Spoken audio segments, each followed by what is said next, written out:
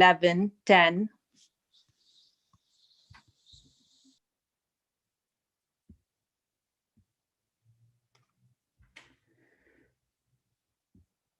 Hello and welcome to this month's AfOx Insaka. Our two guests today are from Uganda and Nigeria. They will speak on climate change and food production and on social norms and behavioral patterns. Most specifically, we'll hear about zero carbon fertilizer production at a time when food security remains a challenge in many parts of the world, whilst climate change continues to be a growing global threat. That's our first talk. Our second talk will unravel motivations for different forms of corruption activity, identified by investigating drivers of certain types of behaviors and social practices. Now, a bit about our speakers, Dr. Stella Kabiri Mario and Dr. Lina Koni Hoffman. Stella Kabiri is Senior Researcher and Program Lead for Technology Promotion and Outreach at Uganda's National Agricultural Research Organization. Her research interests are on greenhouse gas emissions in crop production systems. She's a member of the Royal Society and affiliate of the African Academy of Sciences. Lina Koni is Associate Fellow of the Africa Program at Chatham House and leads the program's Social Norms and Accountable Governance project in Nigeria. Her research is on informal institutions, corruptions, and governance in Nigeria. She was previously a Marie Curie Research Fellow at the Institute of Socio-Economic Research in Luxembourg. As is usual practice, the speakers will each give a 15-minute talk in succession. The Q&A will be after both talks, so please do remember to post your questions in the chat box.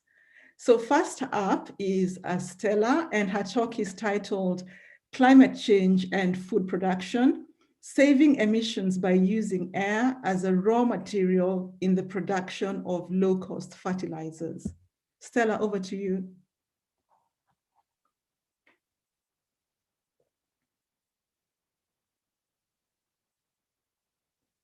You're on mute, Stella. Okay. Thank you, Watu, for that introduction. I'm Stella Kabiri. I'm from Uganda. I'm a Senior Research Officer at the National Agricultural Research Organization. And my talk is about saving emissions by using air as a raw material in the production of low-cost fertilizers.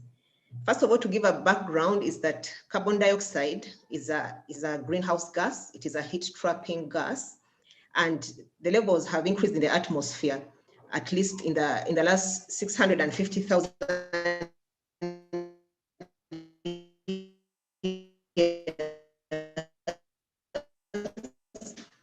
the levels have been highest, and fossil fuels, respiration, and of emissions that are happening to this day. This is a graph from 2007 to 2021. We can see that the levels are still increasing on a very exponential rate. Human activities have raised carbon dioxide in the atmosphere by 48% above the industrial levels in the 1850s. I have two graphs here. The light color is better, the dark color is bad. In 2002, this is the level of carbon dioxide in the atmosphere. But in this graph in 2016, we see the levels have increased really, really high. Now, the repercussion is that the trapping of carbon dioxide in the atmosphere raises also the temperature to about 1.25% above pre-industrial levels. And several organizations have carried out research on the level of temperatures. And we see that the temperature, we're in the blue in the 1800s, but right now we are in the yellows and the reds, which is very high. These are all pre-industrial processes that have led also to loss of sea ice. We find that the Arctic sea ice has melted at a rate of 13.1% per year. We have ice sheets that have been lost, 150 billion metric tons lost in the Antarctica region, and 278 billion metric tons lost in Greenland. We have seen sea levels rise by 3.3 millimeters per year. This is how the Arctic ice was in 1979, and this is how it has dwindled by 2020. So one of the industries that are responsible for this global warming is the fertilizer industry, known as the Haber-Bosch ammonium synthesis. It is an industry that produces the nitrogen fertilizers we use today. We know that fertilizers are very important to this world because they literally feed the world. But this Haber-Bosch ammonia synthesis process is a leading carbon dioxide emitter. It emits over 830 megatons of carbon dioxide on an annual basis, and 42% of the total industrial emissions. It also consumes 1 to 2% of the world's total energy production and uses 3.5% of the world's total natural gas output. Natural gas is a fossil fuel and therefore also very polluting. Like I was saying, fertilizer literally feed the world. When this Haber-Bosch process was discovered, we find that by 2010, the population of the world increases at a similar trend at which ammonia is produced by this industry. The forecast is that we shall be almost 10 billion people on Earth by 2050, and people have to be fed, and artificial fertilizers literally feed the world. So nitrogen is one of those 3 main macronutrients that are needed by plants to grow, next to phosphorus and potassium. We found that by 2015, 1 in every 2 humans was fed by food that was cultivated using nitrogen-based fertilizers. So we are using plasma technology to feed the world. My research team at the National Agricultural Research Organization and Eindhoven University of Technology in the Netherlands, we have built a state-of-the-art plasma technology to make cheap fertilizers for small-scale farmers. It is a small-powered plasma plant that produces nitrogen-based fertilizers using only sun, water, and air. It is an easy setup, sustainable, and it is also very efficient. So what are plasmas? Plasmas are hot ionized gases. These are gases where the positively charged ions are equal to negatively charged electrons.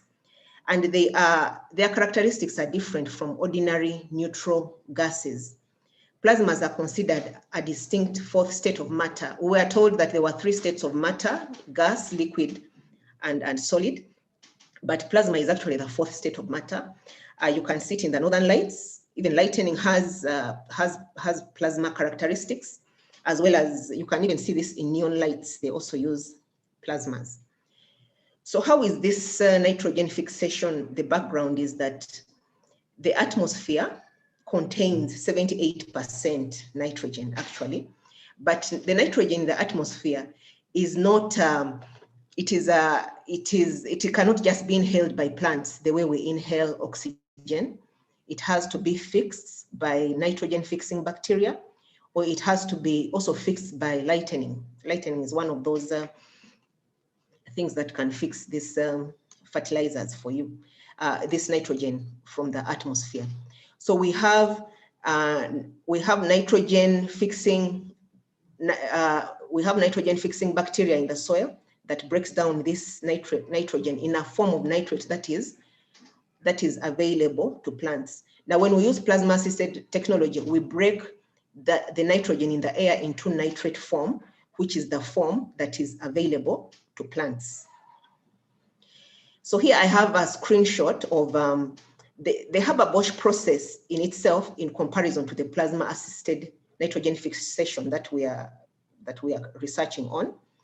The Haber-Bosch process requires the reaction is between nitrogen and hydrogen, and it results in very high temperatures of about 450,000 degrees centigrade. Now, these temperatures require a lot of fossil fuels to burn, and that is the reason why it is a very high greenhouse gas emitter. But when we come to the plasma-assisted nitrogen fixation, we just use air. The energy requirement is so low that we use solar energy. And then the air goes through a grinding arc reactor called as the plasma reactor. And then it produces for us the nitrogen fertilizers in a liquid form in what we call the plasma absorption unit. The highest temperatures we can get are up to 60 degrees only.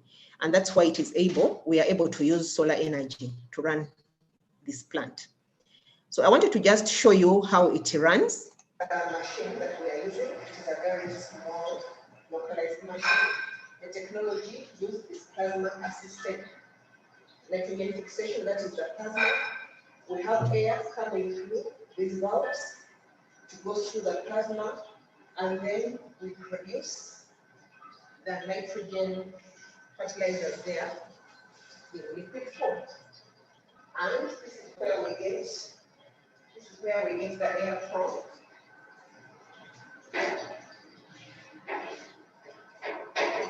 We have 3 cylinders. This is the air that we use. It is purified air, and then oxygen. And then this cylinder is a nitrogen cylinder that just washes off whatever work we have done. There is no over cleaning solution for the plasma system. Then you show the thing. That flame that you see is the plasma system. This is the screens that we are using that help us monitor the frequency and how the system is working to make fertilizers. Right here, we fill this bottle with distilled water, and we have the nitrate evaporating to give us the liquid nitrogen fertilizer. And all this we are doing it using solar energy. And those are the solar panels that we put on top of the lab. There are about 6 solar panels that run the plant, and those are the batteries that store the energy. So so it only works when the sun is shining. When there is no sun, there is no energy to run it. So we are not using fossil fuels, but we are running on solar energy. So we have been testing the efficiency of the plasma reactor in producing nitrates and nitrogen from air. And we have some pretty interesting results. We found that when we run the plasma reactor for 8 hours, we are going to run up to 16 hours, but for now we run up to 8 hours, and we collect nitrates that are significantly higher than the other hours, meaning the nitrate levels increases with time. Now remember, nitrate is the form of nitrogen that is most available to plants, and plants will respond to nitrates immediately. And we have the total nitrogen produced. We found that by around 5 to 6 hours, we had almost the maximum amount of total nitrogen produced. We are still running up to 16 hours. We don't know whether this is already a leveling off point or it will continue to increase with the amount of hours that we run the plasma. The efficiency of this plasma reactor is the most important attribute of this research.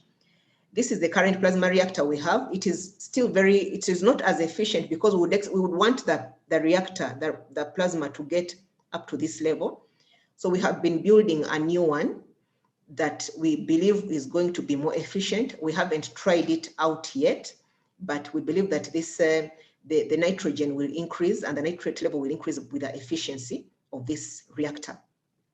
So we also tried to see the response of plants to this plasma nitrogen. And we stressed the plants with the nitrogen deficiency. And then within 1 week, we applied the plasma fertilizers, comparing them with other fertilizers, ammonium nitrate, urea, and NPK.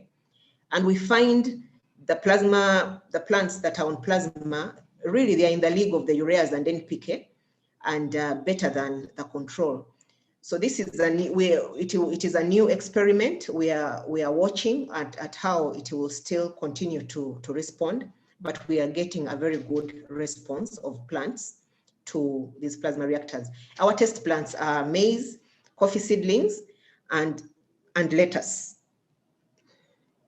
So what is the significance of this research? The significance is that we find that fertilizer usage is very low in Africa. For instance, globally, they use 135 kilograms per hectare. When we come to Africa, it's only 17 kilograms per hectare. And when we come to Uganda, it's just 1.3, almost nothing, you know. And when I say 17% for Africa, I'm also including Egypt and South Africa, which they are high input users, and they have a lot of agriculture. on a large scale going on. But Uganda is just at a paltry 1.3 kilograms per hectare. And the reason for this is because Uganda is the world's most expensive fertilizer market. That is the most shocking thing. A farmer in Uganda pays double the sum paid by farmers in USA and Europe. And mark you, the farmers in 60% of the population are subsistence farmers. So these poor farmers are paying double the price paid by farmers in USA or Europe. So this research brings its significance because when we use air, which is free, and solar, which is free, it is possible that we can have very cheap fertilizers that can be utilized by the poor farmers in Uganda. So what our goal here is that first, right now, the present cost of the mini fertilizer plant is quite high. This took us around 40,000 euros to build. And we want to reduce this price as much as possible. We increase the efficiency of the plasma reactor, but also reduce this price. So Eindhoven University of Technology in the Netherlands has put up a spin-off called Fourth State Technologies to bring this mini plant to the market. So we want that one day farmers in Africa will be able to buy their own fertilizer unit individually or as a village, and it produces for a certain village. Instead of having high industrial processes, we have small mini fertilizer plants that are working on a zero carbon technology. And this is also to demonstrate a way out of industrial processes responsible for global warming. We need fertilizers, but we cannot continue the way we are carrying out these industrial processes because we are going to just go on a downward spiral. So, and with that, I would like to share with you my research team in the Netherlands, Nelson Mandela in South Africa, Cape Coast in Ghana, Fraunhofer in Portugal, and Evonik Industries is in Germany. This is the private sector arm of the project. And with that, I want to acknowledge the funders of the project, and I want to thank you so much for listening. Thank you, Stella. That is a very, very uplifting presentation in terms of the results you have there, not just with regards with what is going on with climate change and all the concerns that we all have, but then very importantly also to the poor farmers who are obviously working very hard and trying to create a situation of food security. I'm sure there'll be many questions coming your way because these are very exciting results. But before we do that, at this point, I'll simply encourage people to post their questions in the chat box. And then in the meantime, we're going to listen to our second presentation by Lina.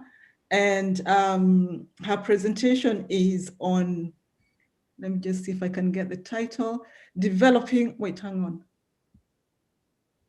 I have forgotten I have missed you the title of your presentation. No worries at all. No worries at all, Watu. But please, over to you, Lina. Sorry about that. That's okay. I know it's on corruption and we're looking for, we want to know what goes on actually in the real world. And it sounds like a very brave presentation. Oh, I'm here to tell you. I think David has my slides. So you could just go ahead and share them. Good day, everyone. Good afternoon, good morning, wherever you are in the world. If my slides are up, excellent. So I'll be speaking to you today. I'm really, really happy to be here. And I'll be talking through some of our research on social norms of corruption and how we approach our studies of corruption in Nigeria in particular, but we've done some work, some preliminary work in Kenya. And by we, I mean the Chatham House Africa Program, Social Norms and Accountable Governance Project. So first of all, for my time today, I want to just lay out some of our thinking around social norms and how we use social norms methodology and theory to understand corruption dynamics, specifically you know, the social characteristics of corruption, and how we think that really lends us some interesting insight into how to design better anti-corruption policies and interventions. So the first chunk of my time would just be to our methodology and how we approach anti-corruption. And the final chunk of my time, I wanted to share with you some general observations from our surveys that we've carried out in 2016 and 2018, and then focus on a specific example. So the first slide, I presume you're seeing the introduction slide. So the caption for the text that I think a bunch of you may have seen when you were, you know, informed of this event was really around, it was framed around these big theoretical, but not inherently original questions. These are fundamental questions that concern the humanities and social sciences, but in our thinking, they don't really robustly inform the way we study corruption, or at least they don't seem to have a knock-on effect on how we do anti-corruption. And we also know that most of the traditional anti-corruption approaches focus on legal measures. They focus on governance measures. We're talking about anti-corruption legislation. We're talking about tightening public procurement practices. And these are very, very important to do. You know, they are central, you know, to the ways in which we address corruption. But because of course corruption has negative consequences, so there really should be a system of sanctions and punishments to address that. However, what we also know is that in reality, the scale of enforcement mechanisms that you would need for administering these punishments in every single case of corruption is massively expensive.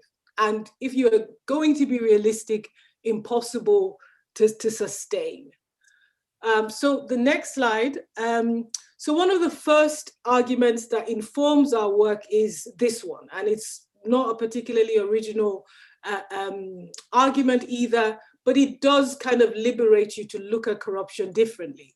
So simply put, common legal and punitive approaches we think need to be complemented by systematic understanding of the social characteristics of corruption. And this is particularly for places like Nigeria, where corruption, and we've seen the Transparency International index, corruption index that was released a couple of weeks ago, you know, not a lot has changed. There's not been a lot of traction around anti-corruption. So corruption still is perceived as very pervasive in societies such as Nigeria. So next slide, please. So it's this shift in exploring corruption as a collective practice. This is particularly the space in which we situate our work on the SNAG project. And this is the frame of reference we have for asking these questions about why people engage in corruption in the first place. And then why do in some cases or some instances, people choose not to engage in corruption? And when you begin to go down this line of inquiry and with this curiosity about the social consequences, you begin to realize that it's really important to kind of delineate where social sanctions or social consequences apply to corruption, and if you're able to change the expectations, would behavior change? Because the reality of the ways in which we engage in social situations and interactions is that we are sensitive to social consequences. We are sensitive to what's allowed and what's acceptable in the various situations that we find ourselves. And we're also sensitive to what people who matter to us believe or think we should be doing. Next slide, please. So this idea is central to social norms theory. And it's an idea that's borrowed from sociology, that we are always responding to social cues and unwritten rules in the groups that we belong in. So these cues tell us how to behave, what's forbidden, what's unacceptable, and what's acceptable, and also what are the sanctions the sanctions that we will face if we violate these norms and we don't comply with the expected behavior. So if you're looking at this lovely picture of a happy group of dancers, I'd like you to just imagine if one of the members of this group, decides to show up with a different outfit, or perhaps decides to, engage in a different dance routine. Imagine what would happen. So when we think about the ways in which we seek belonging and situate ourselves in groups, there is the side of norm compliance, but there's also the side of norm coordination. And that applies to behaviors or collective practices like corruption. There is coordination and as well as compliance when you look at corruption through this lens. Next slide, please. So this understanding of how social expectations play a role in corruption is what is the understanding that informs our methodology for our studies in Nigeria. But we're moving not just, and I think a lot of the literature around social norms of corruption now is less theoretical, but we're moving towards more applied research, especially in contexts where, like Nigeria, where corruption is presumably widespread, and people think that everybody's doing it. So if everybody's doing it, there certainly are norms of corruption. The big problem with this assumption is that these norms tend to be overstated, and there's not a lot of evidence that backs up or tells us what is actually going on. And when you have a situation where you have these assumptions and no evidence to support them, you create a kind of social trap. Scholars call it a social trap of corruption, where you have an entrenched state of things. So to begin the process of unlocking this trap, you want to measure what's going on. And to do that, you need the right tools. So our methodology is inspired by the theoretical framework developed by Christina Bicchieri. She heads the Center for Social Norms and Behavioral Dynamics at the University of Pennsylvania, and they've been our research partners on most of our research on anti-corruption. Next slide, please.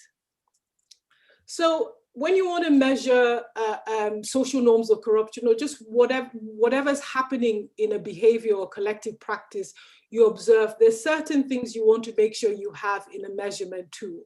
I'm not going to go through each one of them, but this is just a general list. You want to know what's going on, what if people are engaging in that behavior, what people's beliefs are about that behavior, what people believe about that behavior for themselves, their personal normative expectations, if that's something people should do, their social expectations of that behavior. So both empirical and normative, empirical being, what they think other people do, and normative being what they think other people think people should do. And then you also want to know if there's a conditionality of preference, so based on the types of social expectations. And this is really important for knowing what is causing a behavior, because a behavior can be unconditional or conditional. And you want to test that, and you can test that statistically using social norms. And I'll talk you through the ways in which we do that, using vignettes and the ways in which we do that in the surveys that we'll talk about in a bit. And the importance of vignettes to social norms is that it allows you mitigate this bias, this desirability bias that a respondent might have in a survey, that they would tell you what they think you want to know, particularly for sensitive subjects like corruption. So you create a short story with a relatable character who exhibits or engages in a behavior, and you ask questions, a series of questions of what people think a person would do. You present a different combinations of the expectations, negative, empirical, expectation, positive, and so on. And then finally, you want to start to investigate the reasons why people engage in certain behaviors. Sometimes they are moral, and when it's a moral reason, that's unconditional, because if, for example, is a religious injunction, it's not socially motivated. But when people have practical reasons, for example, for collecting a bribe in a hospital where staff have been paid for months and months and months, there are practical reasons for why people engage in corruption in certain contexts. So next slide, please. So I'm going to just talk through some of the findings from two rounds of our surveys that we've had in Nigeria. We surveyed 6 states and the capital, Abuja. We've had 2 rounds of national household surveys targeting between 600 and 800 households with a total of over 5,600. We had a test run phase, a pilot phase, and then the final rollout. And the selection of these states reflect, just a very diverse demographic dynamic to it, and we get some really good local specificity, given the socioeconomic context of Sokoto, for example, against Lagos, and you can make some kinds of comparisons across geopolitical zones. This is just a photo of some of our survey implementers who went to great lengths to reach respondents in the different communities that we surveyed. Next slide, please. So just looking at some of the behaviors and the context that we looked at in 2016. The first round of surveys, we focused a lot on extortionate bribery and embezzlement behavior. So looking at bribery in a law enforcement context and then in healthcare. And then we also wanted to understand if there were any gender norms of corruption. And then again, whether people had different expectations for people within their community and for people outside of their community. Next slide, please. So in our most recent survey, which I'll talk to you about in a little bit, we looked as well, again, on bribery transactions around electricity access, education, vote selling in elections, and then religion. And it's religion that I'm going to settle on in a little bit. So some of the key observations on the next slide. Some of the key observations from both rounds of our survey is that we found that actually, as much as corruption is perceived as pervasive, social norms of corruption aren't actually as widespread as people think that they are. Social norms of corruption, for example, we only even found it in one context and in a particular component of a behavior. So it was a social norm of bribery solicitation, but there wasn't a social norm of bribe giving. And we found this disparity across different types of bribery that we looked at, that for the most part, bribe giving was more of a descriptive norm. People engaged in that behavior because they observed other people doing it or they thought other people do it. So it was mostly these empirical expectations that drove the behaviors around the practice of bribe giving. And we also found that judgments differed based on the context and actors involved. So people had different judgments about a behavior engaged in by a policeman and compared to, their response to a nurse, engaging the same behavior. In the one context, they thought it was wrong, but in the other, it was tolerated, and people didn't have such strong feelings or thoughts about that behavior. We also found that people were sometimes mistaken about what other people in their community thought about a behavior or believed about a behavior, and that's called pluralistic ignorance in the literature. So for some behaviors like bribe giving for improved grades, we found that in some states, many people thought everyone else approved of the behavior. People were happy to give bribes, et cetera, and it was only them that disapproved of the behavior. But that wasn't in fact the case. We also found, and to no one's surprise, I think, there were gendered norms of corruption, particularly around embezzlement behavior. So if the woman protagonist in the vignette embezzled government funds, her behavior was more harshly judged than a man. And in this particular scenario, we had 6 out of 10 had negative social expectations about women engaging in corruption. So it's really worth highlighting, those kinds of findings, because it helps us think about the implications of these kinds of expectations for the sanctions that women face for the same behavior that men engage in. Next slide, please. So I'm going to just highlight more closely our findings around the role of religion in corruption, because here we looked at the effect of religion on expectations. So what we were interested in and digging deeper into was whether the acceptability or social appropriateness of embezzlement was influenced by religious reasons. So if somebody was embezzling funds or taking government funds, if they were giving it to their religious community, will people's sense of the acceptability of that behavior change? And we know, and it was really important to do this in Nigeria, being one of Africa's most religious countries, and people practice their religious beliefs very openly. Faith isn't hidden in this context. And also, another reason why we were looking at the role of religion is because a lot of faith-based anti-corruption programming has been, focused around leveraging religious institutions, organizations, and religious perspectives for anti-corruption. But a lot of this programming isn't informed by evidence. It's just really based on the assumption that a lot of these religions teach honesty and ethics. They're central to the belief system. So the thinking is that if you appeal to these beliefs, you should have a positive impact. But we thought it's best to test this as opposed to just assuming. Next slide, please.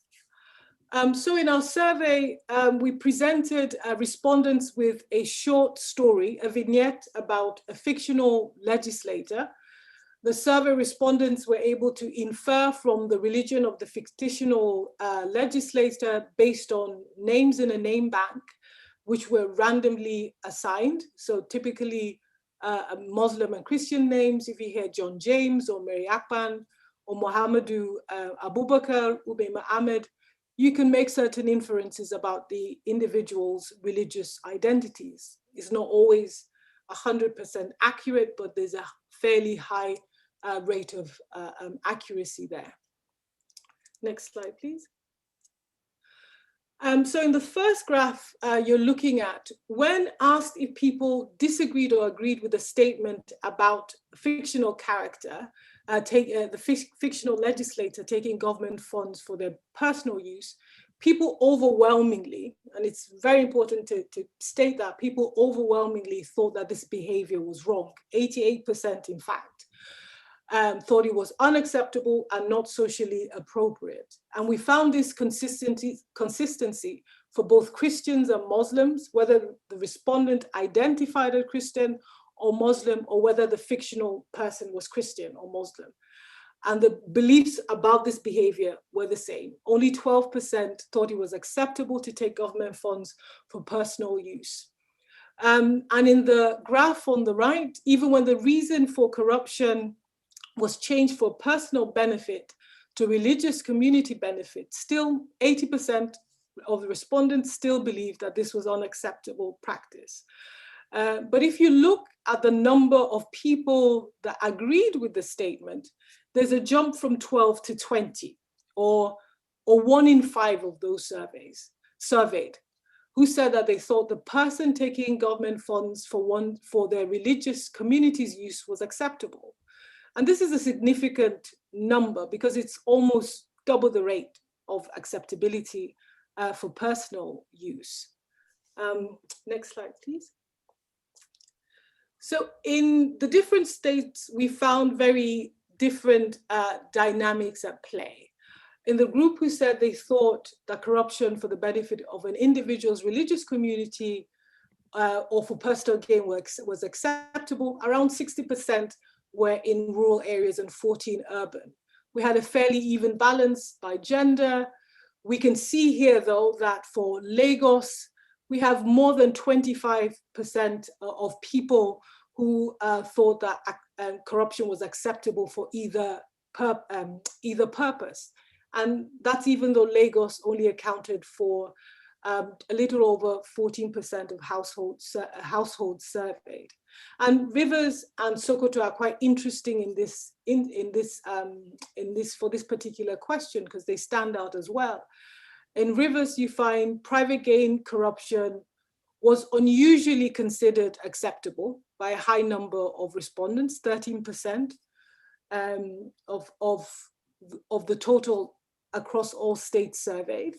And you had 6% more than the use of public funds for the benefit of religious community. And in Sokoto, we see the opposite is the case. A significantly higher number of respondents believed the use of religious community corruption was acceptable. And this made up about 15% of all those respondents choosing this option. Next slide, please. Sorry, Lina, I don't want to interrupt, but I think we will need to move on to the question time. So maybe conclude. Exactly. I'm just doing my concluding thoughts, if that's okay. So there are a number of questions that this raises, pretty obvious ones. And we had a bit of a think about some of the explanations for why, these are the kinds of, that religion has this acceptability or sociability factor to corruption. And I'll go to the next slide, please. Obviously, around religiosity being associated with material prosperity, that's a pretty obvious one. Norms of religious giving and in-group favoritism, that's also a pretty obvious one. And also the cultural context of Nigeria being, a context in which these kinds of norms have a powerful influence on people's behavior. So just a few concluding thoughts and some pretty obvious ones. Anti-corruption efforts that seek to leverage religious beliefs need to be mindful of the fact that, religious reasons increase the sociability of corruption, so they can be undermined by it. And you can also be misdiagnosing a problem that isn't necessarily a moral problem. You make it a moral problem, and then you can potentially exacerbate the problem. And also, you can also find a situation where you're intervening in a social context where there's so many other norms at play and values as well. And those also have a considerable influence on your outcomes. So they're not necessarily positive in that context. So just on those notes, thank you very much for this time. The next slide was just some sources, but I'm sure we'll be able to share the PowerPoint at a later time. Thank you very much for your attention. Yeah, thanks.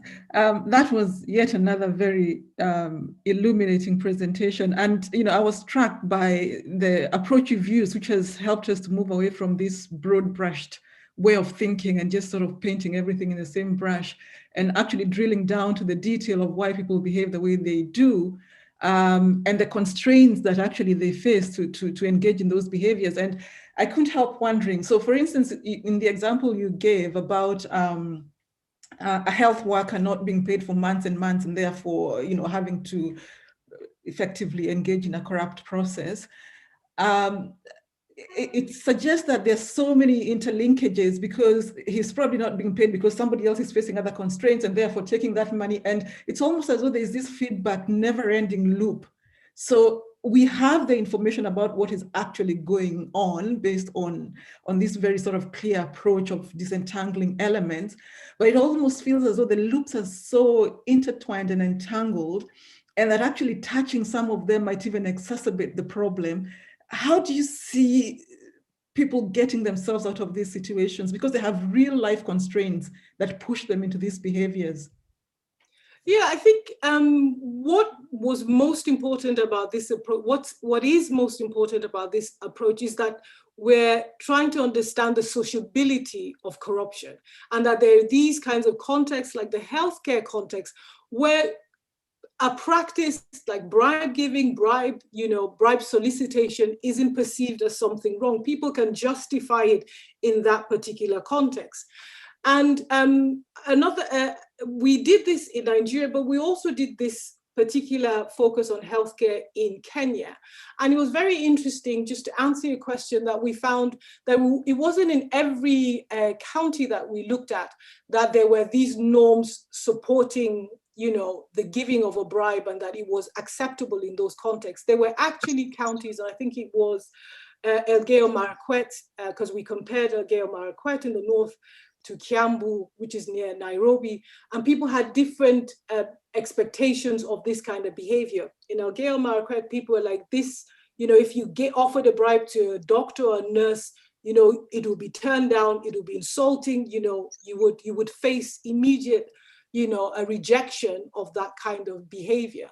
So I think what is ultimately very important is that we don't want to, it shouldn't be a situation where you are offering the kinds of solutions that you find in some contexts where it's like, okay, if you increase the salary of a person, it's not really just the payment or the immediate need.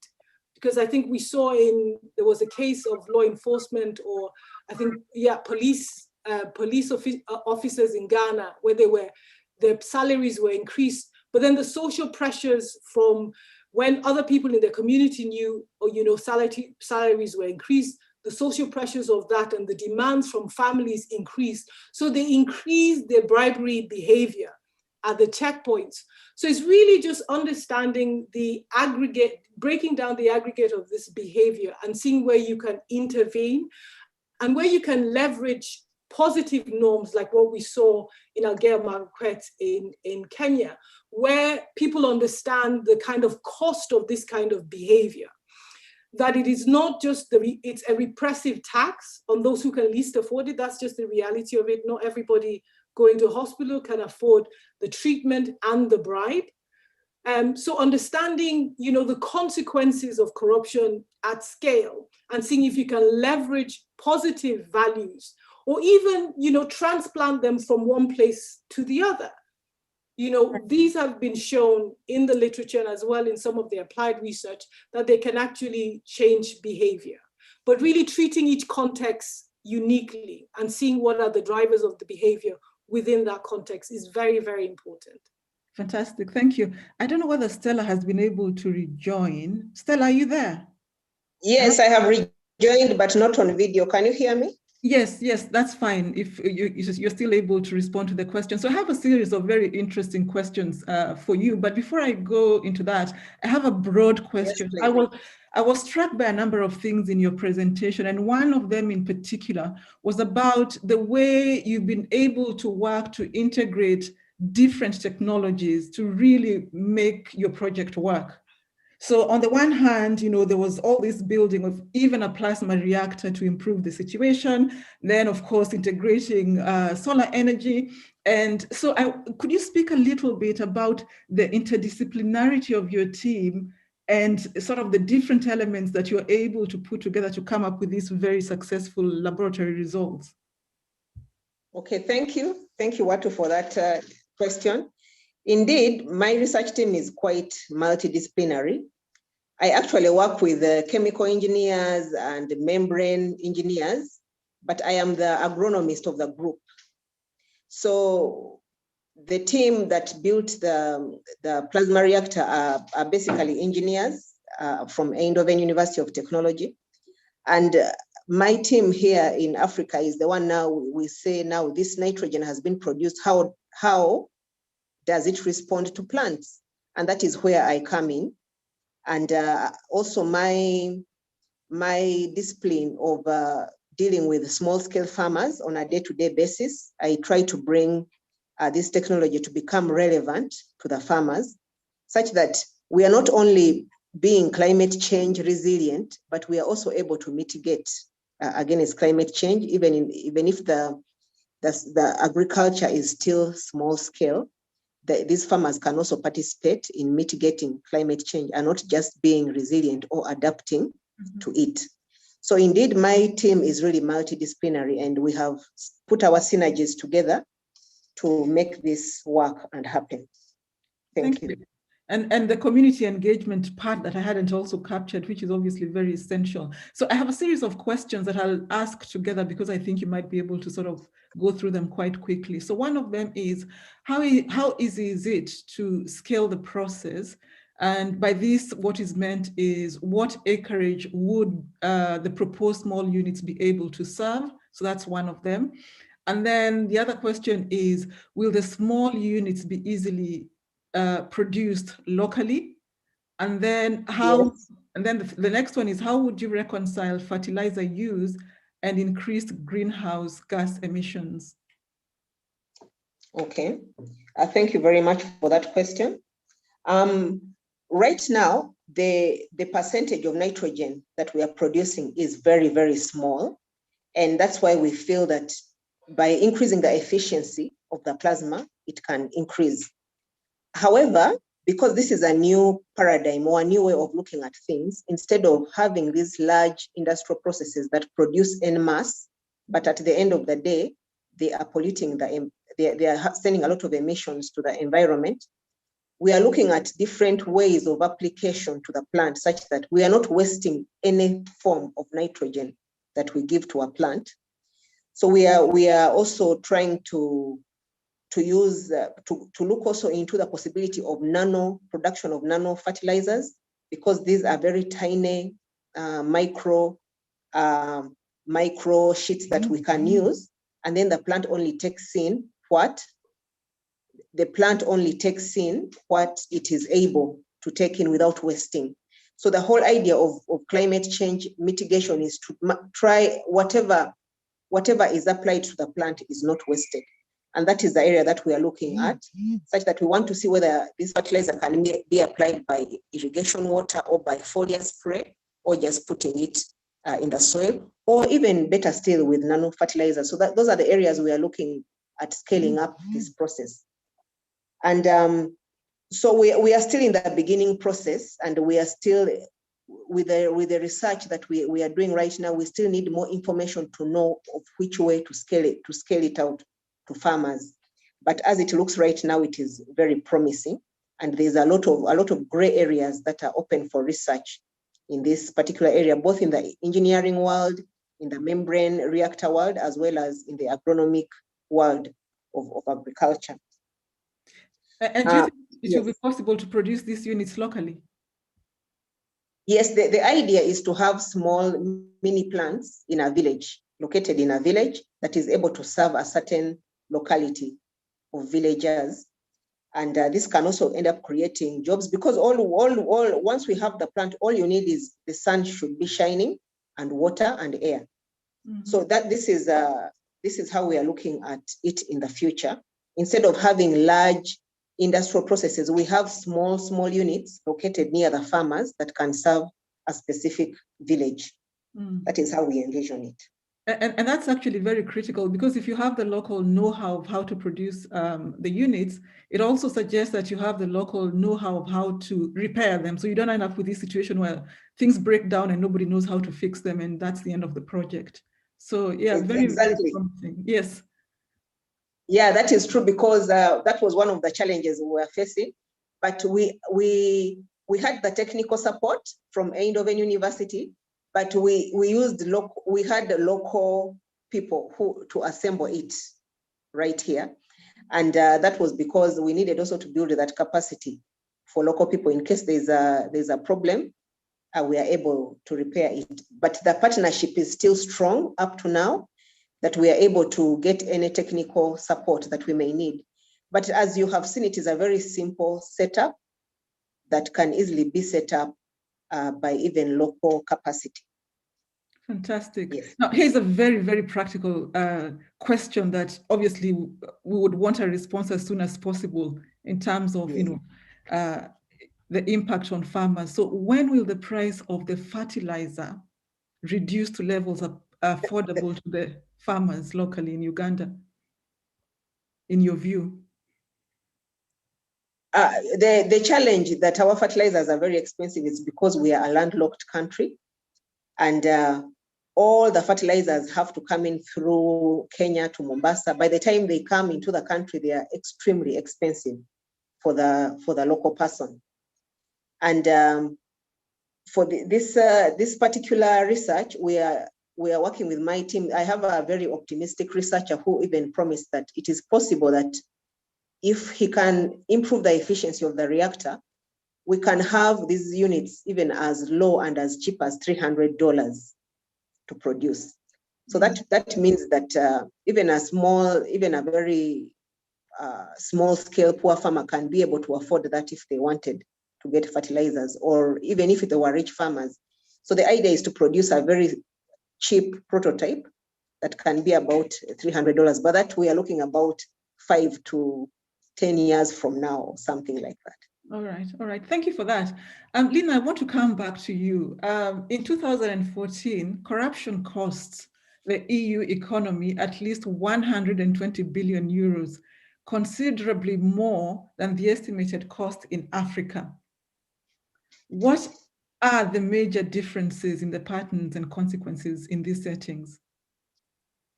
So I trying to understand the question. Is trying to comparing Europe and Africa. Yeah, in terms of the cost. So obviously much more corruption is happening in terms of costs in Europe compared to Africa. Are you able to tell us something about the differences in patterns of corruption? Because there's still quite a huge amount of corruption in Europe, much as the spotlight is on Africa.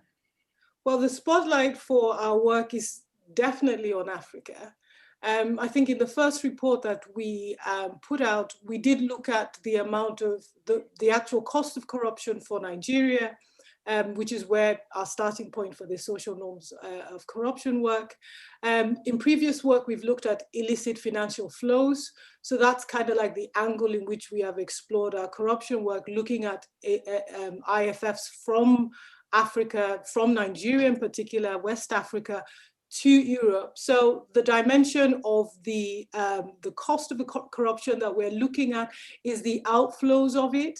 So not particularly, what the cost is for Europe. This methodology we find has been useful for contexts such as you would find in Africa, where informal rules and informal institutions play a major role in the ways in which people engage with the state and the ways people function. Lots of systems function, that you have these informal tracks. So I'm sure that these, it's not a methodology that's uniquely designed for Africa. So I'm sure you're able to do these kinds of studies to see what are the social drivers besides, money laundering and all the other big ones that you would deal with at the level of multilateral organizations and financial institutions and the like.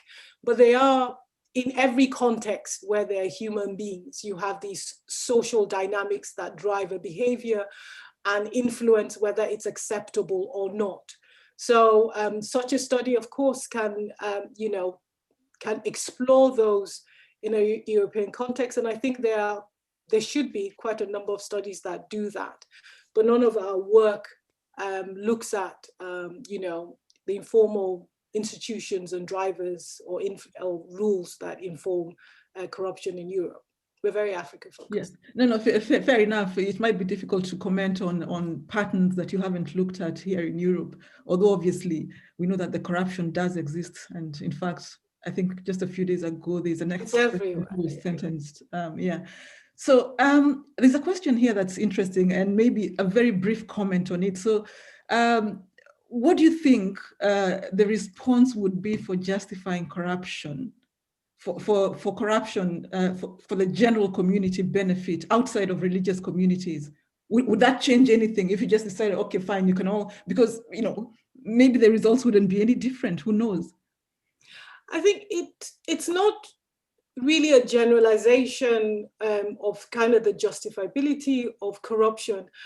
We found, and really just speaking to the evidence and the findings from our research, is that there is more apathy and this sense of being in this social trap than that it's just being generally justified and then, then just free for all, that kind of a sense. But that for the specific behaviors that we looked at, most people, their assessment of that behavior, the evaluation of that behavior was that it was wrong. So most people's kind of personal normative expectations of that behavior were that this behavior was acceptable. In some instances, 8 out of 10. So you get a situation where this is a classic, collective action problem, where most people would prefer to live in an honest society. But, the cost of shifting from an honest society and from a dishonest society where there's corruption to an honest one is quite a significant one. And no parts of that whole, are ready or primed or know how to initiate that shift. So one of the things one of the key messages from our research is really, this shift from these individual costs of corruption, because most of the anti-corruption programming and interventions you see, they pile on these individual costs on specific, the director, somebody here, there, and the other, and ignores the kinds of social pressures that most people on a daily succumb to. So what in our work we're trying to do and what we emphasize is a shift from these individual costs to collective costs. Because if behavior is driven by, beliefs that people share, you need to change the beliefs of many people for you to have a behavior change. So that is kind of, consistent with the theory of social norms, that you need to change the beliefs of many people as you can, about that behavior if you're going to see a change in behavior. As long, as individuals think there are no consequences for this behavior, it's acceptable to some, and they have mistaken beliefs about what other people think about behavior, you're going to just be stuck in this social trap of corruption. There's certainly a huge amount of work around changing mindsets that would have to take place. So I'm going to draw this to a close now, but with a very last question to Stella, because I'm very curious about this. The technology you've developed, is it unique in the world, might you know, or are there many other groups working on similar technologies as you are with Eindhoven? Oh, I think we no longer have Stella. So on that, it remains for me to thank the speakers for today and also the audience. And here at AfOx, we shall look forward to seeing you again next month, same time, 5 p.m. GMT. So that will be Thursday, the 8th of April. So goodbye for now.